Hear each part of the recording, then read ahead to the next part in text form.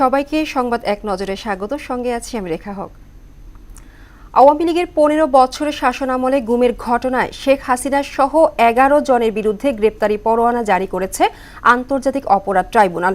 প্রসিকিউশনের আবেদনের প্রেক্ষিতে বিচারপতি গোলাম মর্তুজা মজুমদারের নেতৃত্বাধীন ২ সদস্যের ট্রাইব্যুনাল এ আদেশ দেন। সারা দেশে জেঁকে বসেছে তীব্র শীত, ঘন কুয়াশা ও কনকনে ঠান্ডায় দুর্ভোগে সাধারণ মানুষ।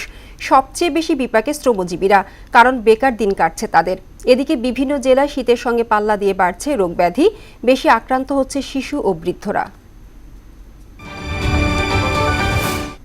শীতের কারণে এক সপ্তাহ ধরে ঘন্টায় গড়ে প্রায় ৪০ জন শিশু ডায়রিয়া আক্রান্ত হয়ে ভর্তি হচ্ছে রাজধানীর মহাখালী কলেরা হাসপাতালে।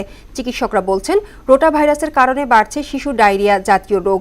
এ রোগে আক্রান্ত হলে দেরি না করে হাসপাতালে আনার তাগিদ দিয়েছেন তারা।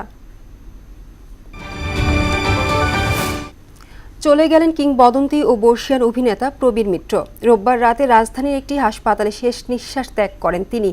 জোহরের নামাজের পর এফডিসিতে প্রথম জানাজা অনুষ্ঠিত হবে।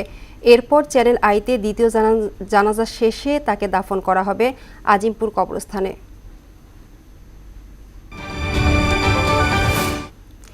ইসরায়েলি বর্বর হামলায় গাজা উপত্যকায় গত ২৪ ঘন্টায় আরও ৮৮ ফিলিস্তিনি নিহত হয়েছেন।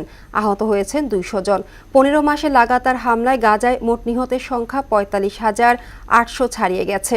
আহত ১ লাখেরও বেশি মানুষ। এদিকে যুদ্ধবিরতি চুক্তির বিশদ বিবরণ নিয়ে হামাস এবং ইসরায়েল এখনও সমঝোতায় আসতে পারেনি। বিপিএলে আজ শুরু হচ্ছে সিলেট পর্ব, যেখানে দিনের প্রথম ম্যাচে দুপুর ১:৩০টায় মুখোমুখি হবে সিলেট স্ট্রাইকার্স ও রংপুর রাইডার্স। আসরে এ নিয়ে দ্বিতীয়বার মুখোমুখি হচ্ছে দুই দল। ঢাকা পর্বে প্রথম লড়াইয়ে সিলেটকে ৩৪ রানে হারায় রংপুর। এরপর আর কোনো ম্যাচ খেলা হয়নি সিলেটের। দিনের দ্বিতীয় ম্যাচে সন্ধ্যা ৬:৩০টায় মাঠে নামবে ফরচুন বরিশাল ও দুর্বার রাজশাহী। ইংলিশ প্রিমিয়ার লিগে টেবিল টপার হয়েও পয়েন্ট টেবিলে পিছিয়ে থাকা ম্যানচেস্টার ইউনাইটেডকে হারাতে ব্যর্থ হল লিভারপুল। এনফিল্ডে রেড ডেভিলদের সঙ্গে ২-২ গোলে ড্র করেছে অল রেডরা। ৫২ মিনিটে লিজান্ড্রো মার্টিনেজের গোলে পিছিয়ে পড়লেও তার কিছুক্ষণ পর লিভারপুলকে সমতায় ফেরান কডি গাকপো। এই ছিল সংবাদ এক নজরে। সবশেষ খবর সবার আগে জানতে মোহনার সাথেই থাকুন। এতক্ষণ সঙ্গে থাকার জন্য ধন্যবাদ সবাইকে।